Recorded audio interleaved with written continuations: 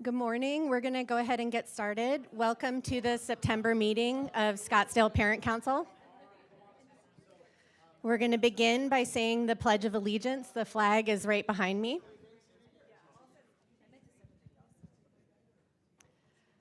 I pledge allegiance to the flag of the United States of America and to the republic for which it stands, one nation, under God, indivisible, with liberty and justice for all. Okay, next we have our land acknowledgement. As we gather for this meeting, let us take a moment to reflect on the meaning of place, and in doing so, recognize the various traditional lands on which we do our business today. We wish to acknowledge this land on which this SPC meeting is taking place. For thousands of years, it has been the traditional land of the Hohokam, the Akimel O'odham, and most recently, the Salt River Pima Indian community. Today, this meeting place is still home to many indigenous people from across Maricopa, and we are grateful to have the opportunity to live and work on this land. Okay, today's meeting will begin with Q&A with Dr. Menzel like we normally do. We also have a special guest, Josh Friedman is here. I don't know where he went, but hopefully he comes back. Oh, there he is. Oh, hi, you're behind the column.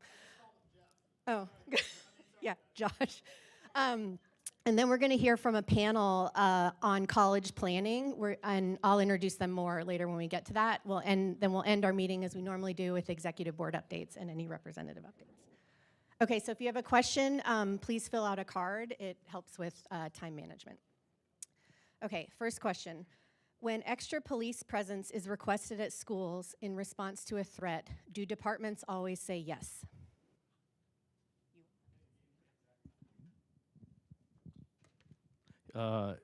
Yes and no. And the reason I say that is, so we had a threat this past week at Arcadia, and they said, yes, absolutely, they'll get us extra officers. And then they had 9 other threats at other campuses in Phoenix, and they don't have officers at every school, so they had to take officers from patrol that were going to come to us and go to other schools that had threats. So I can't think of any time that they've told us no. It's just oftentimes when they do say they'll send officers, then other things break out and they can't always send us additional officers to be on campus. Who makes the decision to cancel school or not in response to a threat? So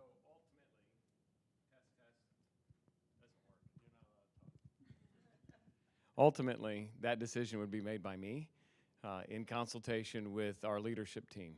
So security would be involved if it's related to security issues. Site administration's involved. We involve Dr. Sackos or Margaret Cerna, the principals of the building. We'll talk with transportation. So there can be any number of reasons that would impact it. We talk with Dennis Railer at facilities. So if the power's out, then we have a conversation about how long it's going to be out and is it safe to have school. So there's a complex behind-the-scenes conversation that takes place, but ultimately I'm the one who has to say yes or no if we're going to close the school or cancel for a day. What is your threshold for canceling school in response to a threat? So, and I'll let Josh weigh in a little bit, but it's a very serious conversation. And if we cancel for any perceived threat that's not validated, it would create a ripple effect that we would probably not recover from. So I've done this a long time, and I remember in my first school district, someone would write on a bathroom stall, there's a bomb. Well, that's not a credible threat. You don't know when it was written there, so how long it was there. It's not specific. It's not really actionable. So we have to go through a series of questions to determine, is the threat immediate? Is it actionable? Is it something that we can do something about? So Josh is working on a document that we're going to actually share with people that talk about the unique challenges. So social media is toxic and creates a platform for people with no accountability to be able to say whatever they want. And sometimes the people who create the post don't even live in our state. Sometimes they don't live in our country. And sometimes they're not people. Sometimes they're bots that are producing things that provoke and stir fear. So we have to do the due diligence on our end to take every threat seriously, but not overreact and create a situation, because we also have kids who think it's kind of funny. Hey, we got out of class today, and no accountability for that. So we have to be prepared to address that. And if we have a student who makes a threat, then there's a different process that we put in place to determine through a behavior threat assessment whether or not it's a credible threat, whether or not the individual has access to weapons to be able to execute on the threat. And Josh can maybe talk about some of how security handles that, and Dr. Sakos can talk about how our student services team addresses the behavioral threat assessment process. So the biggest thing when we get a threat, and threats come in many shapes and sizes from, we had one the other day where a student literally wrote on his desk that he hated school and he was going to shoot something.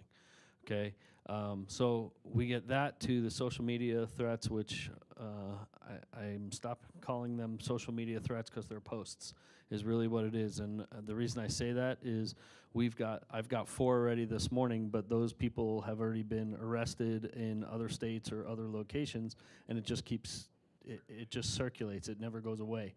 So every time one of the posts or a verbal or anything that comes in, my team, and we've got security officers on almost every campus every day.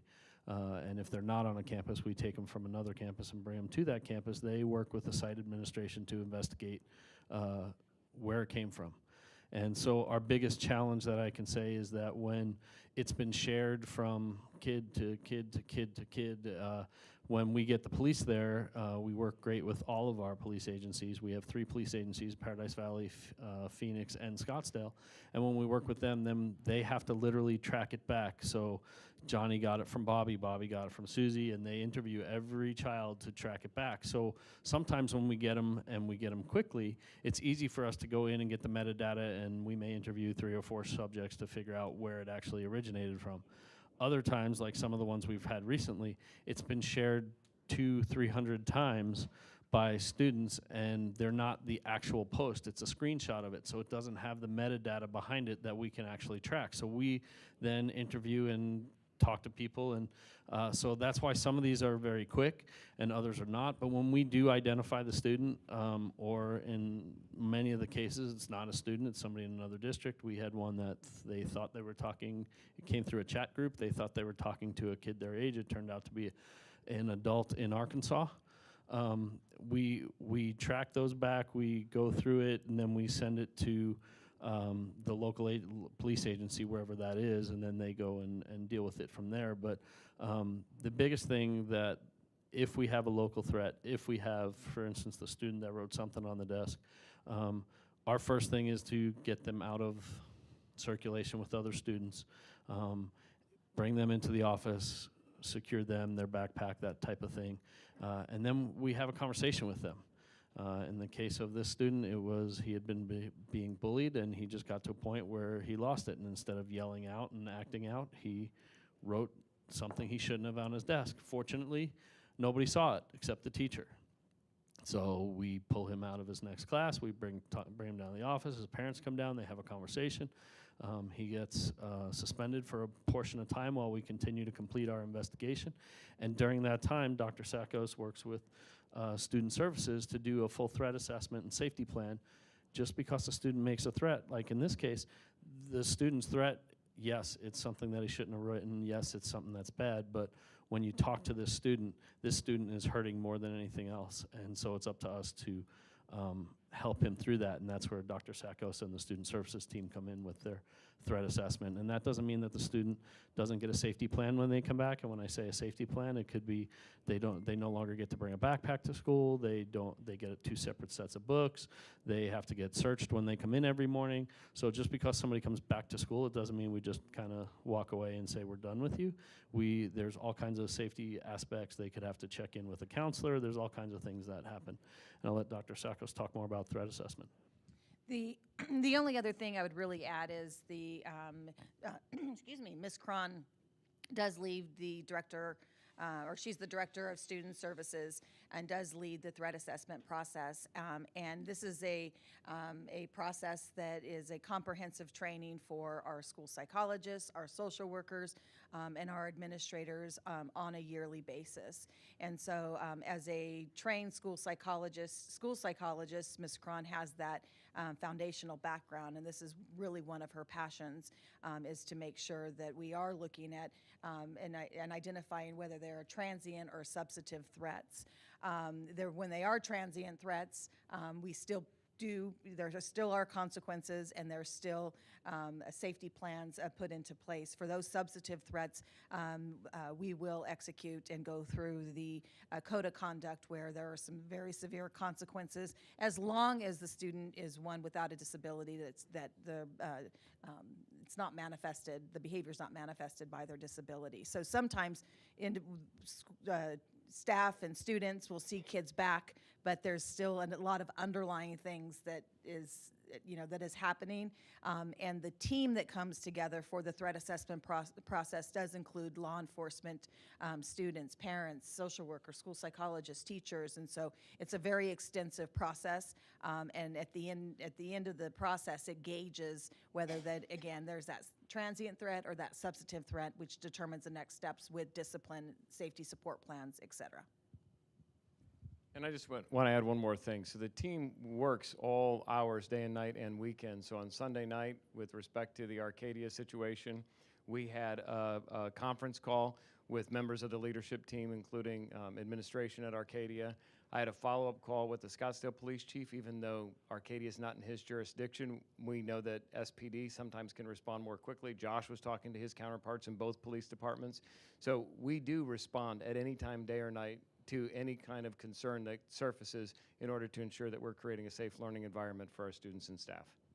Okay, that actually segues next. This question is from me. So a statement from SPD, from Scottsdale Police Department, was shared with Arcadia families from the administration. But there's 3 police departments that cover SUSD schools. That statement mentioned that the Arizona Counterterrorism Information Center is working to help identify these threats. So are they working with Phoenix PD, or are they only working with Scottsdale? And then is Scottsdale going to help Arcadia even though they're not in their jurisdiction? Short answer is yes. The Arizona Counterterrorism Information Center is multi-agency. It's statewide, and they have always monitored school threats, social media post stuff. They had one detective that used to do it on a regular basis. Due to the increase now, they have 3 detectives doing it.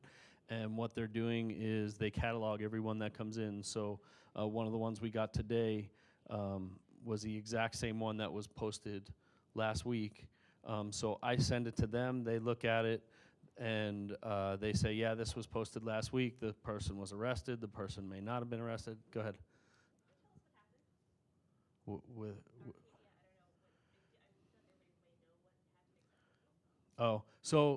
And it's not specific to Arcadia. We keep mentioning Arcadia because they've had the most recently.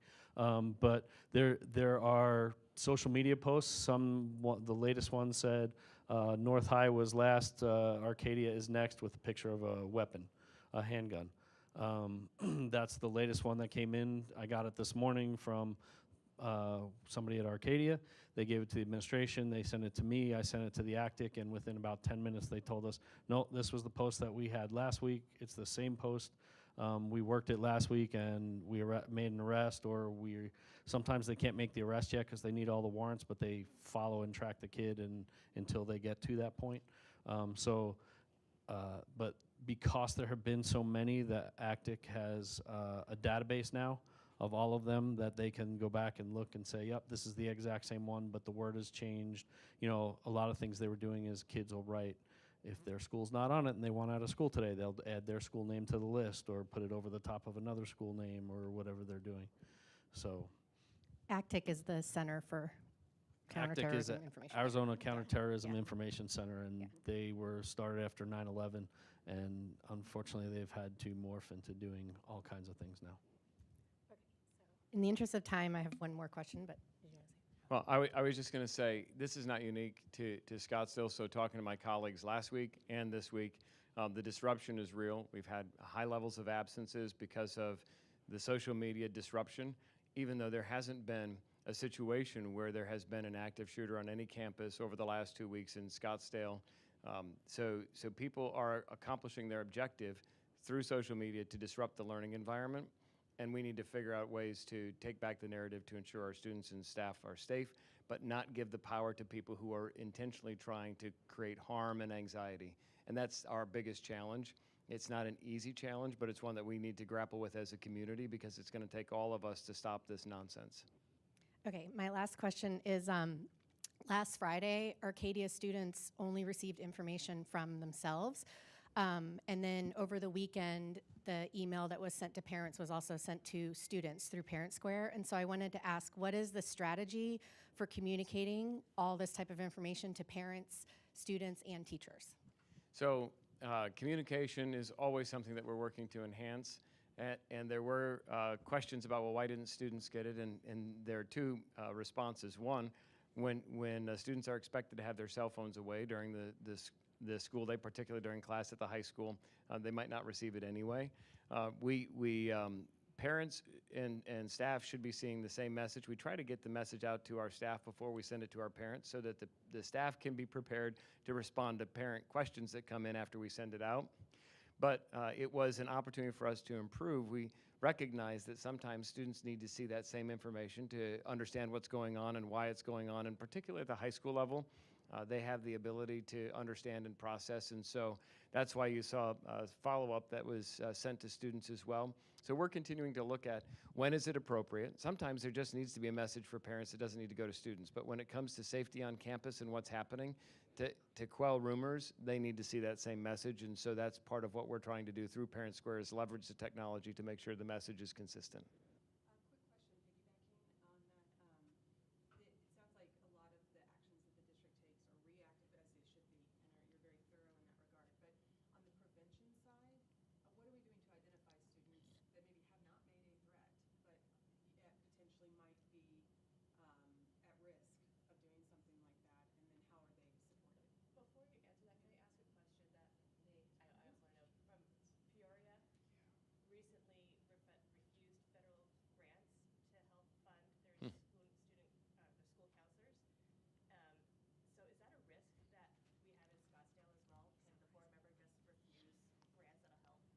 Okay, so I'll try to summarize both questions. One is related to, we've been talking about reactive approaches to threats. What proactive measures are in place to identify students who might be struggling, challenged, and could represent future threats if we don't provide support? And the corollary was there's a district on the west side of the valley that refused federal money related to counseling support.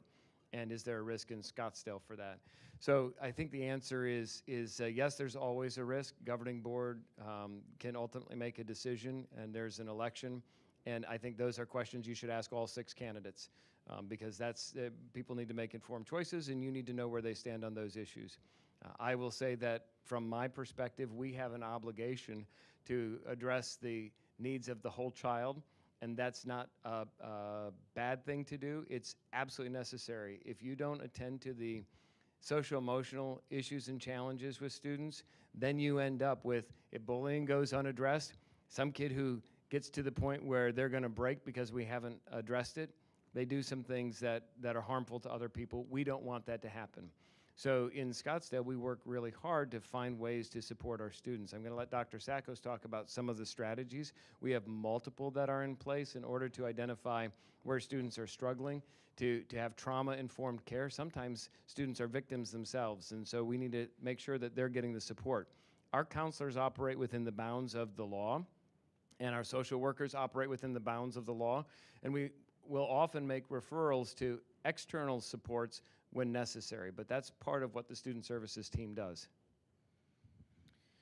Wow, and that's a panel in and of itself to have a conversation around everything we're doing at our campuses to ensure that we're meeting the needs of all of our students. So through screenings that are conducted on campuses, through teacher referrals, through simply our training with our teachers and staff to identify students who are withdrawn, not responding positively in the classroom.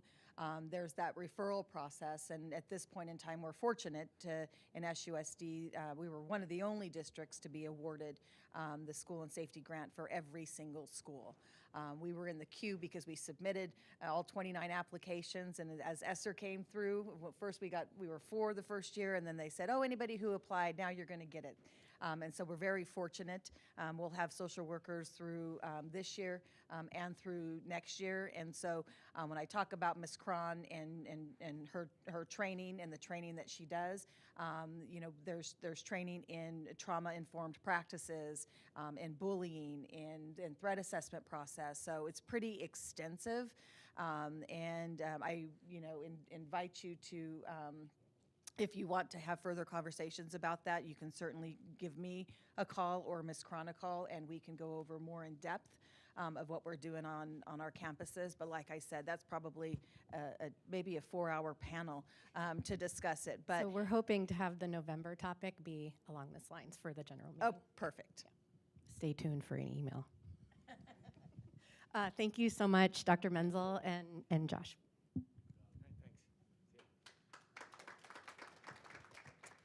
Okay, today, the topic of today's meeting is college planning. We have an amazing panel. We have Dr. Jennifer Steen. She's the college and career advisor at Arcadia. She did her bachelor's, master's, and doctorate at Berkeley. She's a political scientist in her former life, recovering political scientist. And then we also have Jenny Dorsch from, did I say it right? Awesome. Okay, from Desert Mountain. She's the college and career advisor there. And we have Dr. Melissa Sakos, who is assistant superintendent of secondary education.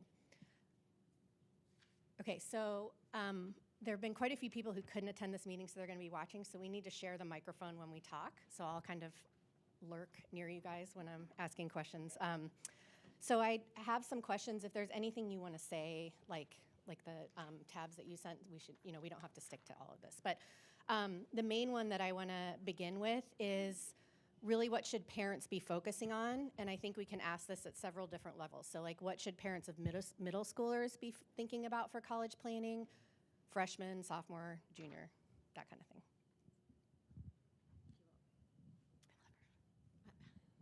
Okay, middle schoolers. Seems so early, doesn't it? All right, if you're a middle schooler and you have the opportunity to take Algebra 1 or Spanish 1 in 8th grade, that's a great opportunity to kind of get ahead of the game and then open up your schedule in high school for additional coursework and more upper level coursework. At some point, they get the opportunity to bring that grade forward on their transcript. Some people decide not to do that, but you need to make that decision whether it makes sense or not to bring that forward, because colleges look at at all the grades on the transcript. So if you have an 8th grade Algebra 1 on your high school transcript, that would count toward meeting those criteria for college. So other than that, students just need to develop good study habits. They need to do their homework. They need to read. They need to ask questions and advocate for themselves. And start learning what their limits are so that when they do get into high school and they have those conversations with their guidance counselors about whether they should be in honors courses and ultimately AP or IB or whatever it might be, that they challenge themselves as much as they can. So basically that's what I say, just good study habits and advocate for themselves. Yeah, no, that is great advice for the middle schoolers. In general, our advice at Arcadia to our underclassmen, and we don't get middle schoolers, but is to get the best grades you can and be involved in activities that are meaningful to you, and do not stress or think very much about college until you are getting closer to that actual time. We think that your college applications should reflect who you are as a person, and that strategery, if you will, usually doesn't actually pay off very well. And so be a good person, be a good student. The tips that Jenny just gave about how to be a good student are excellent, and that's what they should be focusing on. So I just returned from California, taking my youngest back to college at UC Santa Cruz, and where she'll begin her sophomore year. And in middle school, I thought, oh my gosh, is she ever going to be prepared, for post-secondary life? And so the best thing I can do as a parent was to keep her involved in school through the different, even though she wouldn't make a tier 2 team in athletics, participate in the tier 1 activities, keep her very busy, keep her involved in the campus, and also begin to engage in community service. So fortunately, through Girl Scouts and other activities, she was able to do that. But it was just keeping her busy, letting her be her, 12, 13, 14-year-old self and not worry, because as a educator, I'm thinking, what's going to happen here? And I'm worried about her studies and, is she doing well? But I felt it was very important just to find that nice balance and not have her stress so much, especially following the footsteps of her older sister, who was that very studious type. So engaged, let them be a part of the school community. The outside community involvement is critical. The only other thing I wanted to add, it was mentioned that students can take Algebra 1. Well, they can take up, we offer upper level or high school classes in middle school. So for instance, students can take level 1 math, which is Algebra 1, or a world language like a Spanish 1 in 8th grade. And so they have the option of requesting those to go onto their high school transcript. So that is an opportunity. We have some students that are on a pathway where they're taking Geo-Trig honors as an 8th grader, and then that's automatically, or a world language 2, that's automatically going on the high school transcript. And that does free up time too to let students be engaged in some extracurricular and some academic classes that are, a little less, photography, things of that sort, where kids are talented, but yet it's not going to add that added stress of another honors AP course. Okay, so now we're going to level up. What should parents of juniors be focusing on, and if it's different seniors? So juniors first, or are they the same as seniors? No. Okay, it's all right, different. juniors. So my number one piece of advice is help your student learn how to advocate for themselves and how to engage with procedures, in this case specifically college application procedures. Help your student learn how to do that themselves. Encourage them. At Arcadia, for a variety of reasons, we don't meet with parents unless they come in with their student after we've met with the student alone. And that is getting them ready for college, right? The minute they turn 18 and go to college, you are not going to have access to any of their stuff. So we really, really want you to encourage them to be self-sufficient. Partly, actually I'd say in large part, because we believe that the process should flow from them and should be driven by them.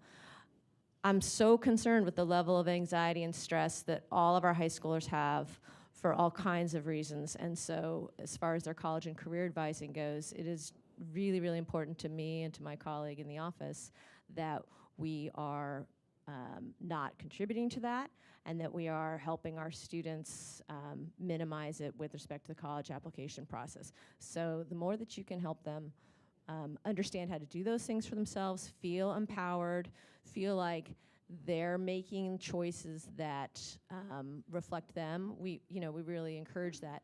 The other piece of it, though, or the other advice I have for parents, is to have the conversation as early as you can and as plainly and detailed as you can about how much you're able to contribute to their college educations, right? I would love for that conversation to happen. I want to say sophomore year, except for I don't want the kids worrying about it sophomore year, but certainly by the beginning of their junior year, which is when they are starting to think about specific colleges, you really should have those conversations, so that if it's just not going to be possible for you to send your kid to XYZ school, they know that up front. All right? So that's my plea to you. I hate dealing with heartbroken kids in the spring of their junior year or senior year. It's horrible for them. It's not super fun for us either. So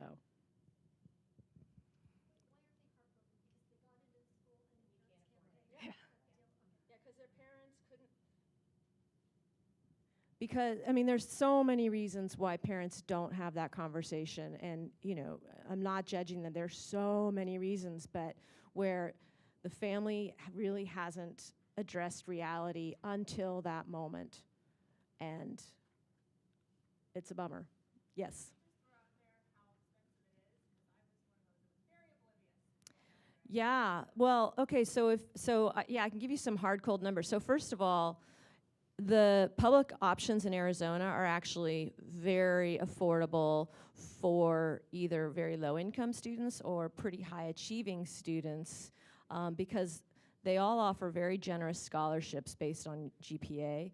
And so, for example, top achievers going to NAU will have their full tuition covered if you have above a 3.75 unweighted GPA, right? So, and some of the heartbroken kids I talked to, they got that scholarship, and the parents are like, great, good, you're not going to XYZ college.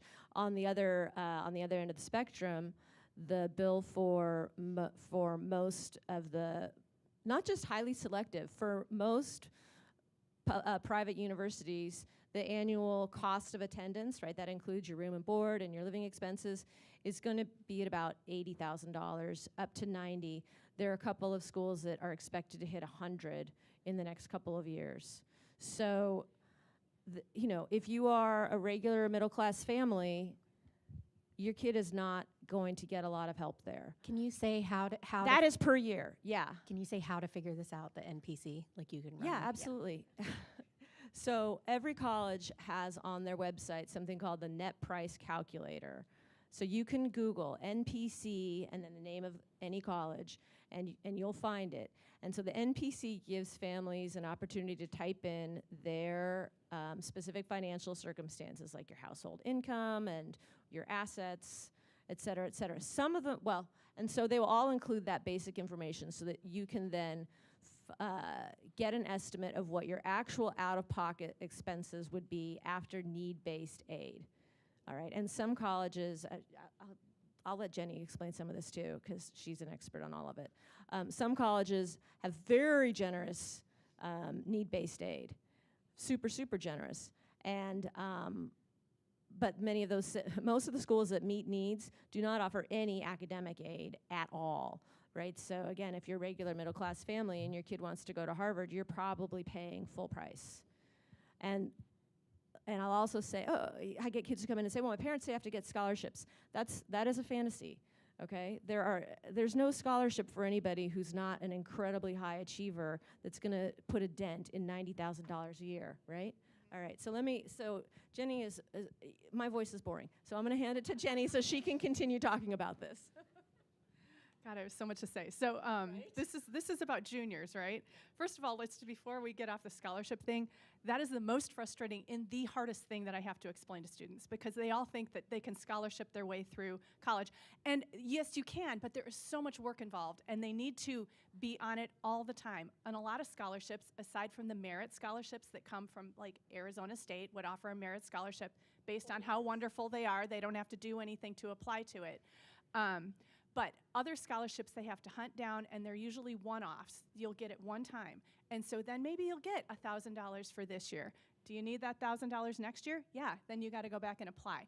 And it's a big process, and they want a list, and okay, I can give you a list, but it might look like you're a perfect match, and then you'll get into the thing and it will say that you need to attend Basha High School because it was privately funded by somebody whose pet project was Basha High School students.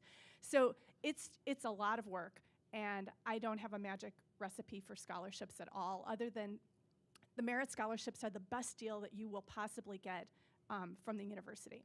Now, I want to get off of that because I could spend the whole day talking about scholarships and how hard and frustrating it is, and wonderful if they get them. But for juniors, there's a few things that happen as a junior. First of all the juniors will take the ACT on campus in the spring. So that's a great opportunity that the district provides for every student. They don't have to sign up for it. They just automatically registered, they come to school. It's an official test. So everybody will have an opportunity to do at least one pass at a standardized test.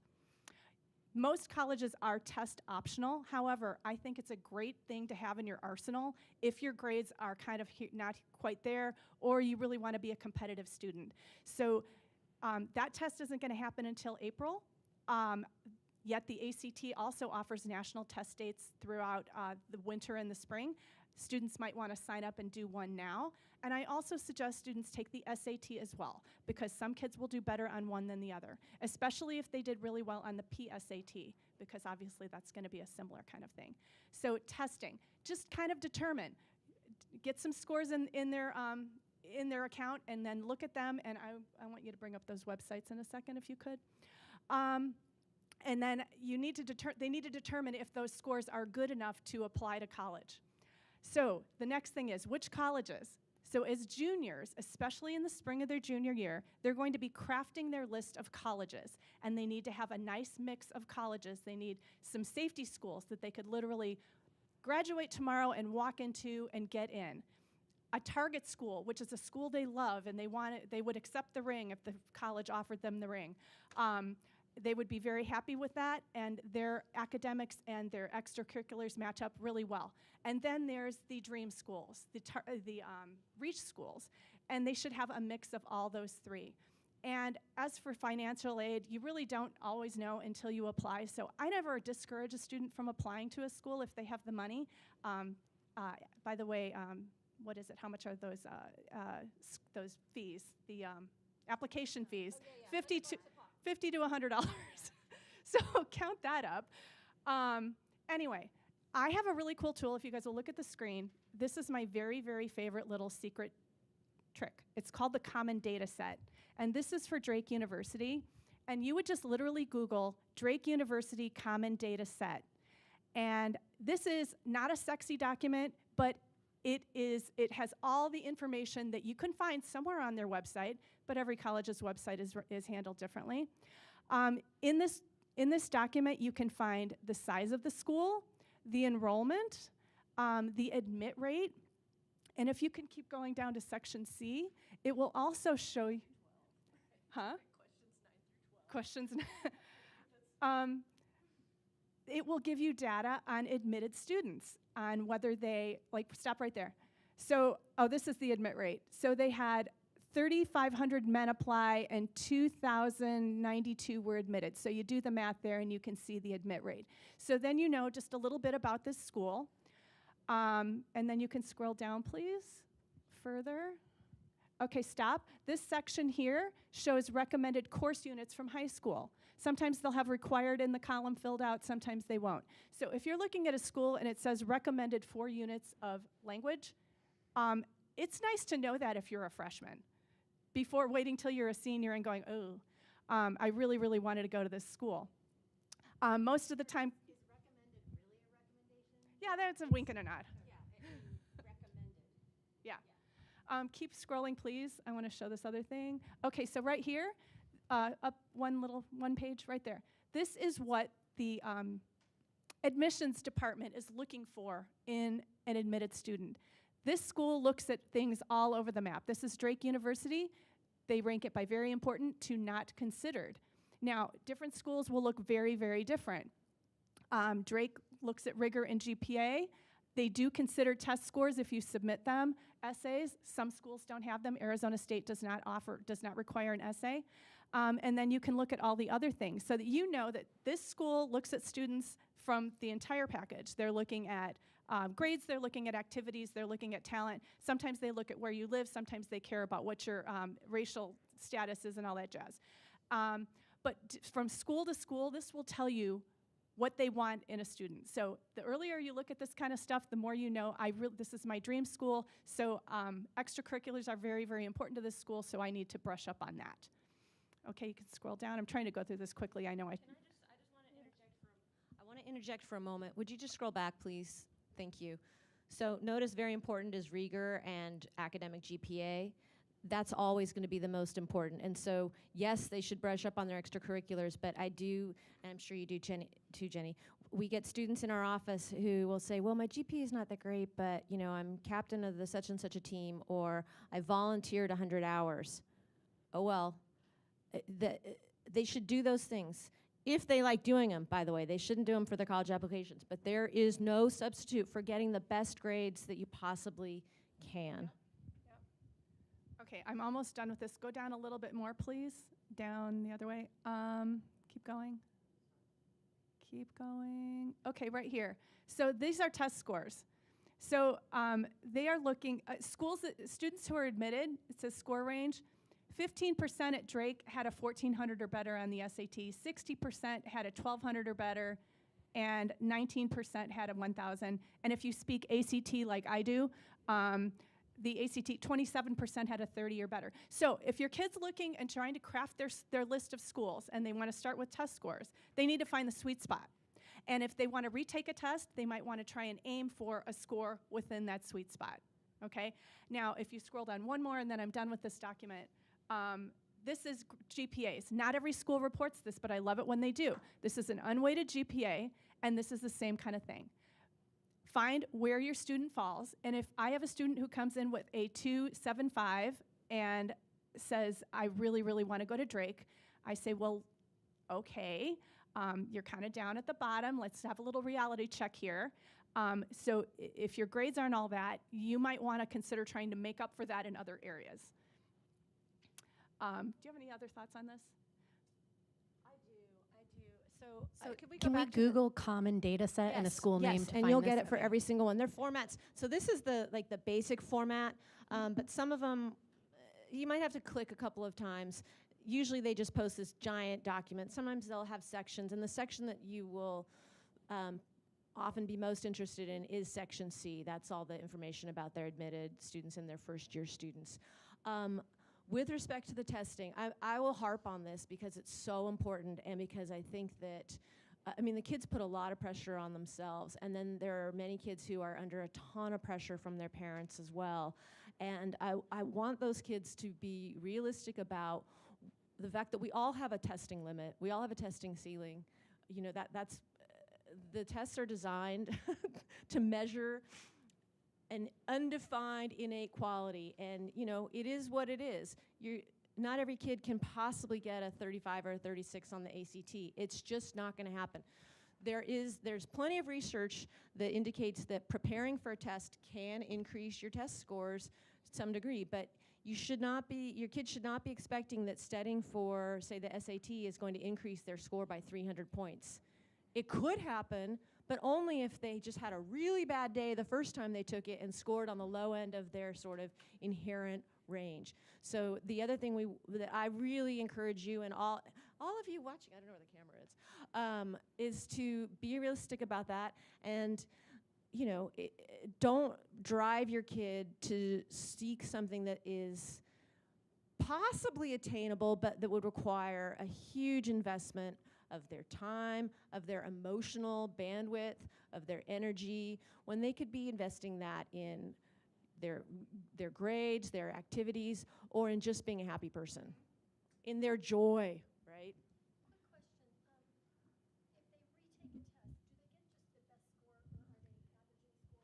So the question was, if they take a test more than once, do all of them get reported to college? Do they average it? Do you get to pick your scores? They get to pick. They get to pick. Except for Georgetown. Oh, yeah. She's right about that. Georgetown wants them all. Yeah. It's the only one I know about.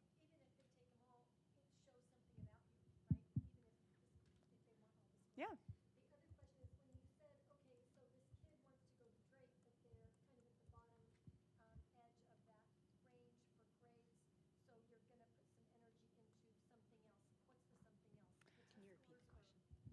The question was, if your grades aren't all that and you want to get into Drake, put your energy into something else. But what is that something else? Well, if you look at that section that talked about what the admissions department was looking for, they consider essays as very important. Well, I think it was important, extracurriculars, and specific talents. And so those essays can carry a lot of weight, and that's a whole nother topic. Yeah, we could. But so, if their grades aren't all that, and there's a reason for it, the essay or the personal statement is the perfect time in the application to explain what's up. And this is the time to introduce themselves to the college rep. And they want things in plain speech as much as possible without the flowery language, and for the student to have a voice, so that when they are done reading this thing, that they know who this student is, why, What is it that makes them who they are, and what they can bring to this university?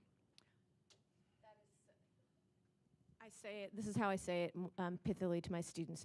Don't try to impress them. Try to connect with them. There you go. I think I'm done with this question. Yes. Okay. So one thing I wanted to add. So I have a little bit of insider info because my kid is a senior. So the college and career centers at schools have college visits, and at Arcadia, at least, juniors are invited to attend and sign up. And I do think that's a good thing. Other thing that juniors should be doing to kind of be exposed to different schools. Okay. So the next question is, what should parents of seniors be focusing on? Well, based on, if you want to do it the way I did, yell at your kid every day. Have lots of strife in your house. I mean, it was horrible. But that was just my kid. What I want you guys to do is, what my goal was with my older child was to hold her accountable, to have a clear picture of what she was needed to be doing when for her applications, and then to check in with her and try to help her stay on track. That was a total failure because of mother-daughter conflict. But that ideally is the role that you would play, is giving them that accountability, being a cheerleader, keeping them on track. But it's gotta be their process. If they're having trouble getting off the couch, I would suggest that you, as parents, encourage them to apply to the rolling admission schools first, because they're really easy and they're going to hear back pretty quickly, and then at least they've got something, right? Then there's those applications that have like early action deadlines in October, November. Those take a little bit more work. There's more to it. And if they don't get their act together, they still have time by January. And here's the thing. All of their friends are in the mix of this. So they're going to be hearing about this. If it's important to them, they're going to try and stay with it with their friends. I wouldn't stress about it. It's going to happen when it happens. I've had kids come into me in March and be like, well, I've just been dragging my feet, I don't know. And then they apply to a rolling admission school and they're off in the fall, and it's fine. It's fine. You know, yes, maybe they wanted to go to some selective school, but they couldn't get off the couch. But you know what? They're going to make the most of any experience that they have, or they should make the most of any experience they have. They can have a wonderful college experience pretty much anywhere if they give their most to it. So just a practical advice from a mom. Like I said earlier, I've got a sophomore and a junior here at ASU in college. And so that senior year was really important for me to stress that to be proud of their accomplishments, regardless of what school they were involved in. You know, and for me, I had to not live vicariously through them, but just for them to be proud of their accomplishments and what they're going to be and, you know, where they're going to go. And with that also included, look ahead. What does ASU have to offer when you go there? What are some activities that you can, you know, be involved in right from the beginning? Because we talk about school connectedness at the you know, in school from K-12, it's just as important going into college to feel that sense of belonging, to get involved in something so that they aren't living in their dorm and sitting on their computer all day, but to get involved, to go out and whether they're going to be part of a club or a sorority or a fraternity, but to look ahead and see what those options are so they get to really live that college life and meet new people. I know it was really important for my oldest and my youngest to go out and meet new people. You know, you're going there with some old high school friends, but it's about college and college life. So be proud of what they're able to accomplish on their own, and make sure that they've got that positive mindset going into the college they select.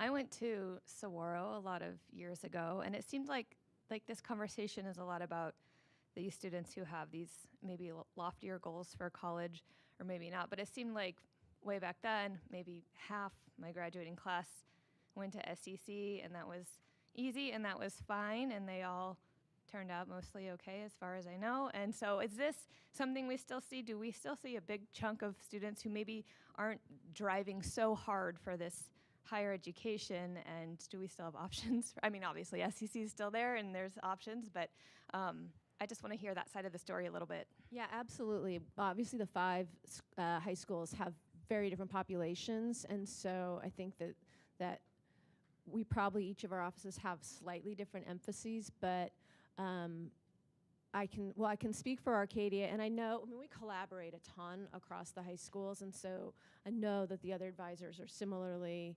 holistic and helping. We want to help students find their path, and so we were asked to talk about college prep today specifically, right? And so, but at Arcadia we have very robust programming where we have 4 different community colleges come in.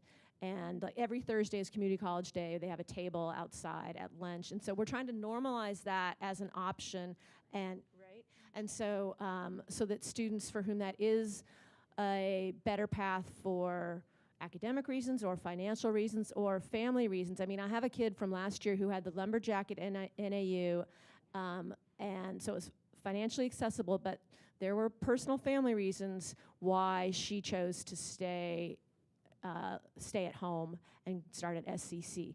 SCC's fantastic. Fantastic. It's a great, great, great option. And so that is definitely supported in the college and career centers. We also support trade school programming and military options. So, you know, there is something for everyone, and we are big fans of all of the paths, really. We want the kids to find what works for them and what is going to be fulfilling to them as they, you know, grow into adulthood.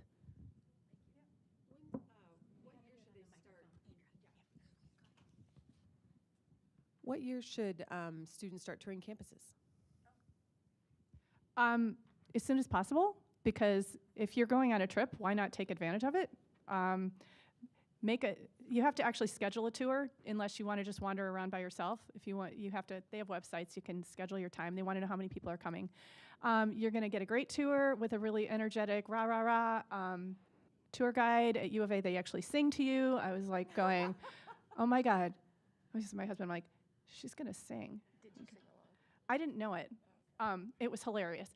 So, but once you're on campus, that you're going to love your tour. You're going to say, oh my gosh, I saw the best of the best of the best. But go visit with other students that you see. Go to the coffee shop and ask them questions about like what brought you to this school. What were your other options? Was it a program? Was it just thinking, while your kid is like, oh my God, I'm so embarrassed. I didn't do that. My kid did that. Well, okay, so that's actually a really good point. You guys, don't hijack the stupid visit. Okay? Let the kids do the question asking, and if they don't ask questions, maybe they'll reach out later. But parents, yeah, you might have some great questions, but it's their visit. And so that would be my suggestion. So yeah, the sooner the better. Kids have aha moments, and they think, oh my gosh, I really wanted to go to this school, and I got there, and I just don't like the vibe, or maybe some of the students they met, maybe some of the activities that they have is really not what they're into. You need to find your people. Otherwise, you know, it could be a fantastic name brand school, but if they're not your people and you're not happy, you can't be yourself, then that's not going to be a good fit for you. So that's why you need to dig a little bit further than the tour guide and the website. I want to follow up on that. Oh, yeah. Can we stay till noon? No. Oh, I'm sorry. Okay. So I think that for the younger students, I would wholeheartedly encourage tours for juniors and seniors. For younger students, I'm not sure. I mean, your child might be ready to engage that deeply, but your child might not be. You might be dragging them. And so I'm also a big fan for the younger students of meeting them where they are and saying, hey, let's go over to such and such a campus and walk around and perhaps if you think the kid's really going to resist and not get that much out of it, not feeling like you have to go on the tour. I would also love for all families and students to really pay attention to those aha moments. I tell my students all the time, you're going to have your checklist. It doesn't need to be that long, right? You're going on these tours to figure out, oh, I like that, or oh, that sounds like a cool activity. I want to make sure that wherever I do go that they have that. Wherever you're going, if you're on vacation somewhere and there's a college that you know your child would never go, they're like, no, never, never, never. Go anyway, not to persuade them they should apply, but because they will learn things about college that will help them along their path. So I was going to ask, so a lot of families in my child's peer group have a private college counselor. Do you need this? And then the flip side of what I also want to ask is, what resources does the district provide for families who cannot hire a private counselor, and specifically maybe ones who are first generation? All right, so nobody needs a private college consultant, but they can certainly help you. Not all of them. You really want to vet the person. Anybody can hang up a shingle and say, I'm a college consultant, but there's actually credentials. People have masters in counseling specifically for college advising. People do continuing education with our professional association. So there are some good college consultants in the area. There are also, it breaks my heart when I have a kid come into my office and say, my college counselor told me blah, blah, blah. And I'm like, that's just wrong. And, empirically wrong. Does that happen to you? I actually find that I'm telling them the same thing their college Yeah. counselor told them. So okay, yay but me. so we're a public school. We have one, full-time person, or in our case, it's 2 half-time who share it to service however many kids at our school. So Mo Heinz and I have 1,600 kids. I cannot provide the level of attention. And as I said before, like, we don't meet with parents. It's not because we don't like parents. We don't have time. Like, that is not, when we make our list of all the things that we need to do to take care of our basic, like the basic needs of our students, having individual long meetings is, with the parents, unfortunately, is not something we have time to do. What you can expect, and we all run our offices a little bit differently, like, based on what our strengths are. But we do, in my office, and all the others too, we do group programming. I do workshops on specific topics. So like last week, I did a workshop for juniors. The topic was to test or not to test, in which we discussed how they could figure out what their best approach to standardized testing would be, how many practice tests to take, how much to invest in preparing, whether, at what point do you just cut bait, which, by the way, guys, is after the second testing. All the data shows that once you've taken it twice, you're really, really, really unlikely to benefit from a third testing. So it's my opinion that even though there's a chance, it's just not worth it, time and energy-wise. So we do workshops like that. For first-gen students, so Arcadia, with our population, we have a lot of first-gen students, and so we do special programming for them. They don't speak the language of college. Like, they haven't been on campuses for the most part, and so we do a field trip to ASU just for our first-gen students, where they meet the student support offices that provide services to them. We pay a lot of attention to them, but we basically, to manage our time, given the caseload, is we try to do a lot of group programming, and then we also take appointments, but we allocate a certain number of hours per week to appointments, and the kids sign up, and we meet with them to look at essays or to talk about their college list or financial aid, whatever it is.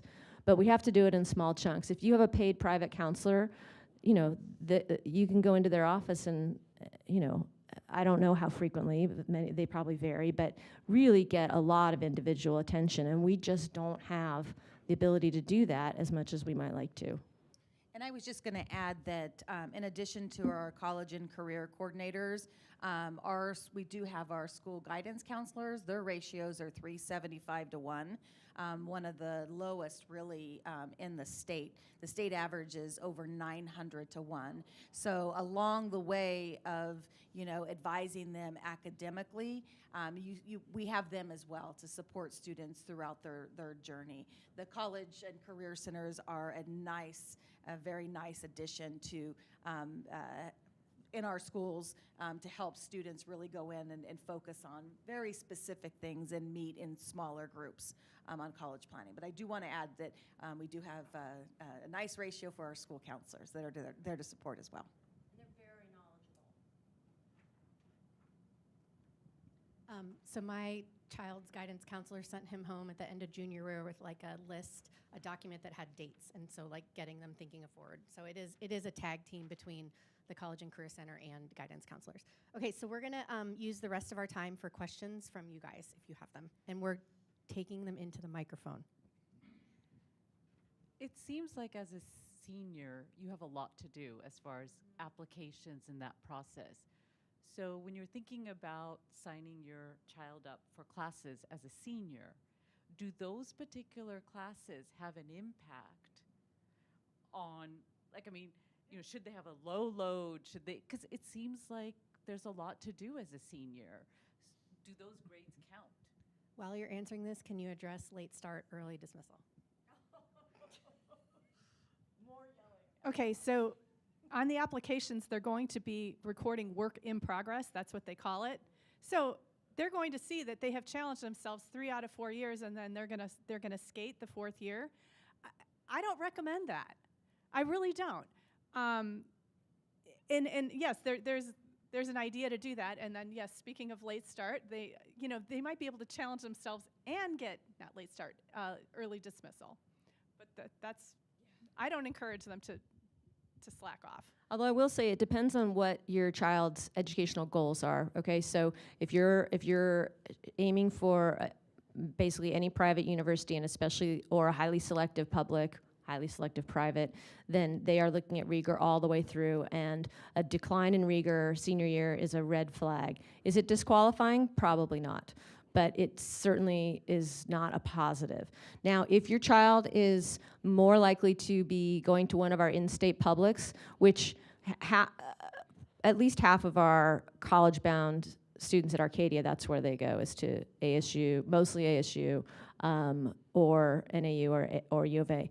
Those colleges all have very, very clear, specific standards for guaranteed admission. So if your child has and you have decided for whatever reason, there are lots of great reasons to make this decision early, like my kid's gonna go to one of those 3, and they've satisfied those requirements, then lucky them. Then I'd be like, yeah, go for it. Take yoga and have early release and all the rest of that. I mean, honestly, because they're kids, why not?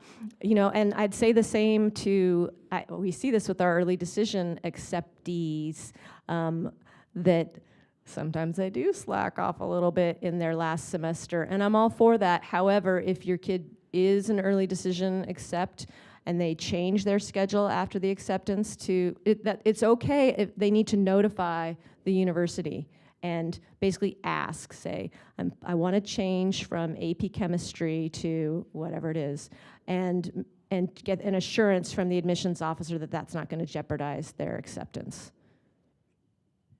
Can I say one other thing really quick? So if your student wants to go to ASU, U of A, NAU, they admit and give merit scholarships based on your unweighted GPA as of the end of your junior year.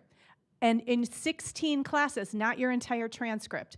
So I say this because rigor is not important for admission to the general university. However, if you're going to go into engineering or Carey School of Business or Cronkite School of Journalism, or the Honors College, then rigor matters. So what I'm basically saying is, if they do really, really well in regular classes, they're going to make more in merit scholarships. That's basically what I'm saying. It's a very difficult strategic decision, and you're probably sensing a theme here from me. Like, I would not agonize too much about it. Let your child guide themselves as far as what they want to take on. But yes, it potentially sometimes can get you more money if the kids' grades would be better in the regular classes. I was going to say I have more to say about that, but it's really would be out of my lane. It would be a guidance counselor comment on the advisability of doing that. So a question about grades. I just learned this recently. Is it correct that it's the semester grades that go on transcripts, not quarterly grades? Okay, because that was new to me as a freshman parent. That's great. They have some time to work on it. And then the other question I had is, what role do AP and IB classes play in admissions? many schools, as you just saw, look at rigor. And we have, every school, every high school has a thing called a school profile, which tells every college, or whoever's interested, all the things that this school has to offer. It talks about the demographics, the size of the student body, the types of activities, the number of AP classes we have, the number of students enrolled in AP, the number of students enrolled in IB. And so a college will look at our school profile and say, wow, Desert Mountain offers IB and AP, and here we have a straight A student who's never taken any of those. And rigor is important to them, and they're going to want to know why the student hasn't taken advantage of those things.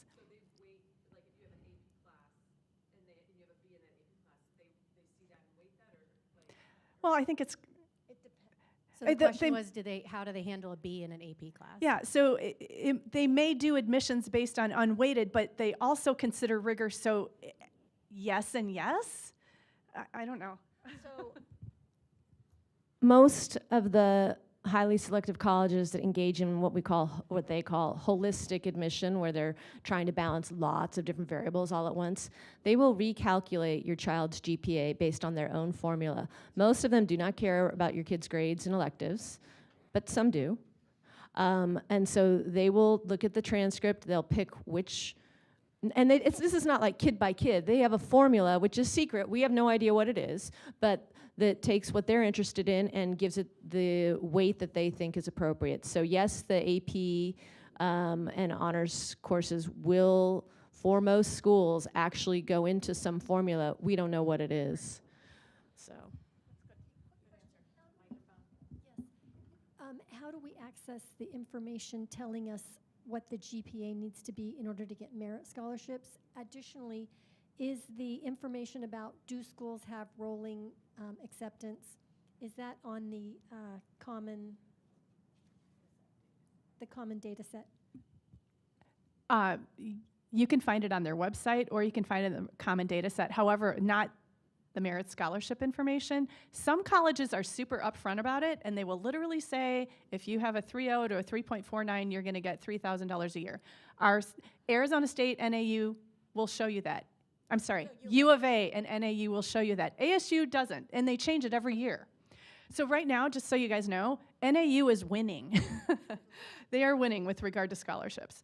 Some schools, you literally, even if it's an out-of-state school, they'll say if you have a 3.5, you will get this lovely out-of-state scholarship. You just have to go through. It's going to be different. Sometimes they hold it close to the vest, and sometimes they are upfront about it. And I think I looked at this website at ASU, that if you get X amount on your either ACT or SAT, you will get X amount in scholarship. One thing, just having a student at ASU, so it's important to note that their scholarship is for 4 years for the same amount as long as you stay above a certain GPA. So that's important too. It may sound all well and good, but they have to continue with that 3.0 or better in order to maintain that scholarship. And you did not see that. Yeah, you did not see that. That's all. She did not see what. None of the 3 in-state universities have a schedule that links SAT scores or ACT scores to their merit aid. It's primarily by. It's basically only by GPA. I have one question and maybe a comment. Our children go to the Desert Mountain Learning Community, and there's been not a great track record or history of Spanish teachers at either school. They're currently utilizing the ASU Prep one-on-one online. So anyways, I would love for my daughter and son to be able to take Spanish 1 in 8th grade, but probably very unlikely since we have no Spanish teachers. I haven't heard anybody say anything about FAFSA, the free application for federal student aid. So I've been thinking, with 2 students in college, I've been thinking about money this entire time.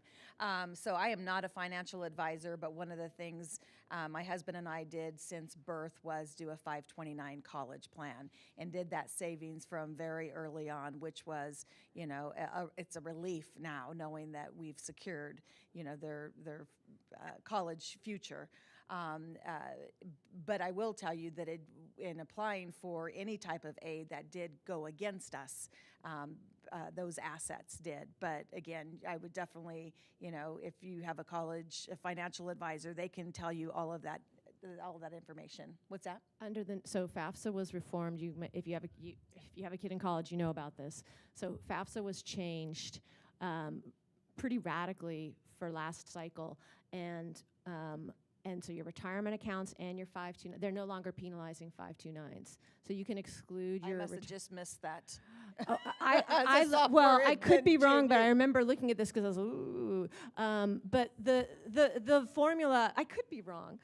I'm not always right.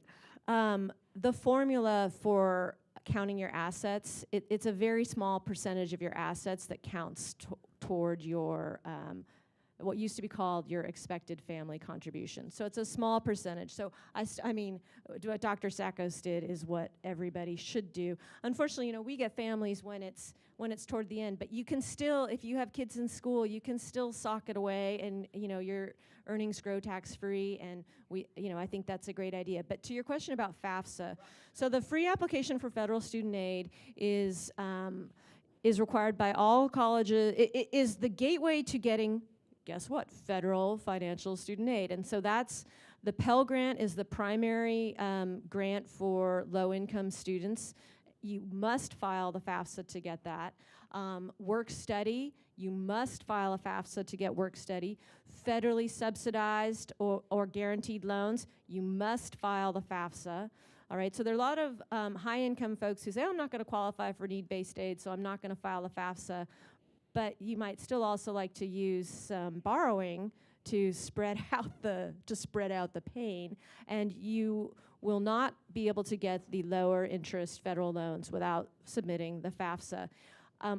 It's been simplified now. If you are a family who does not have any undocumented members as parents, then it'll probably be very easy. With parents who don't live together, whether they're married or not, it can be a little complicated to figure out who files, but it's really very straightforward now, which is great. Go ahead. No. You file the year before your child is starting college, and the colleges will use that to determine what their financial aid is for that year, and you refile it every year for new financial aid. What's that? All 5 schools will have parent workshops to help you complete the FAFSA. We are encouraging all of our seniors and their parents to create something called your FSA ID. You can go to studentaid.gov and register for your financial aid ID. So when the FAFSA becomes operational on December 1st, you'll be ready to go and submit it right away, which I highly encourage that you do it ASAP, because you never know when there may be glitches or a complete breakdown of the computer system. We don't think that's going to happen again, but it could. So the earlier you submit your application, the more time you have to deal with it if there are any mistakes or any questions or what have you. So yeah, go ahead. Fall of your senior year is when it becomes available, December 1st. And then what was the FFID? It's an FSA ID. You'll go to the webpage, studentaid.gov, and it'll be super obvious. At the top, there'll be a little thing that you click for create account. And so that's what you'll do, is create your account. We're trying to get all of our students at Arcadia, all of our seniors, to just do it now. And and you may end up choosing not to file, and that's fine too. I want to reassure folks, we sometimes hear from people say, I don't want the feds to have all this information. They're importing it from your tax documents. They already have it. And each one of those departments, so you give your consent to have it imported from the Department of the Treasury. Once the Department of Education has it, the only people they can share it with are the schools that you designate, and then they do report not the contents, but whether your child has filed or not to a federal and a state agency. But your data is basically just as secure as it was before. Okay, we have time for one, maybe two more questions. You guys want to have a final remark? Yeah? You want to say anything?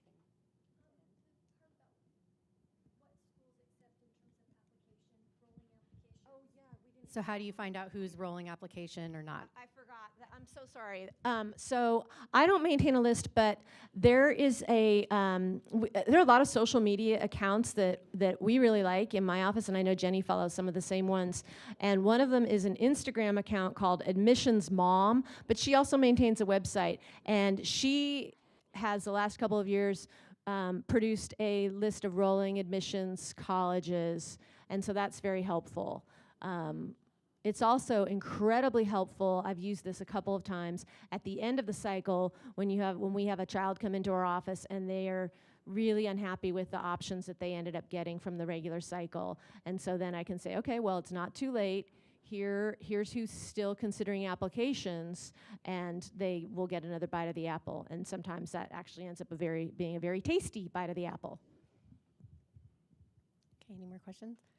All right, thank you so much to our panel. This was amazing and really informative, and you're right, we could have gone all day, but I think there's a lot of good information coming up. So Jenny Dorsch, did anyone here go to the Scottsdale College Fair on Saturday? All right, can we have a round of applause for the gal who did it all? Jenny Dorsch has been like the driving force behind our district college fairs the last 3 years, and they've been spectacular. So yeah, I just wanted to make sure they knew. All right, thank you guys again so much. I have a few more things to say for executive board updates and things, but we'll go quickly. The first thing I'm going to do is let you know of events that are coming up. So Thursday, which is tomorrow, right? This is on Zoom. This is in partnership with the district. They're having a discussion on suicide prevention strategies for parents. And then next week, there is a opportunity to watch a movie with your children, and then it'll also, I'm pretty sure this one has a discussion too, as well. So both of these went out through Peach Jar, and they have also been shared on the district social media, and I actually, because they were like full-size pictures, so I cropped some of them to fit them on these slides. But yeah, this is available on SUSD's social media, and then it's gone out, both of them on Peach Jar as well.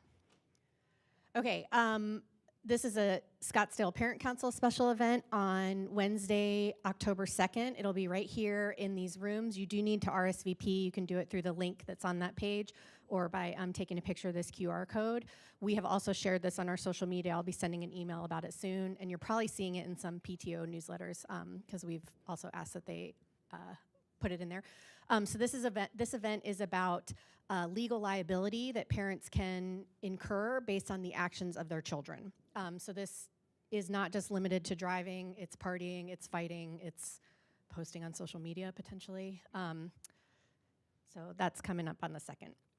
Our next, our October SPC meeting, the topic will be on school finance. I've confirmed one speaker, which is Dr. Menzel, and then we've also asked Shannon Crozier, the Chief Financial Officer, to attend. That meeting will be right here in this room on Wednesday, October 23rd, and that is an evening meeting because we alternate. Okay, quick budget update. We have had a couple of grants come in, a few individual donations, and then just our normal monthly expenses for email. And